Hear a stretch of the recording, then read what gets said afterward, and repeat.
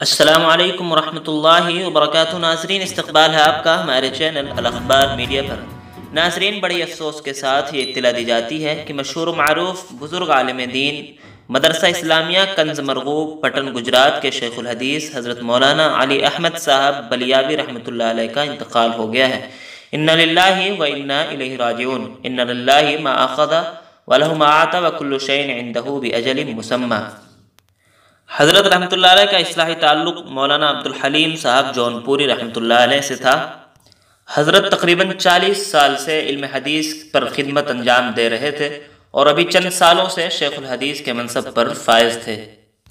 ناظرین، آپ سبھی سے بھی درخواست ہے کہ حضرت کے لیے دعائیہ مغفرت کریں اور دعائیہ کلمات کمنٹ باکس میں ضرور لکھیں۔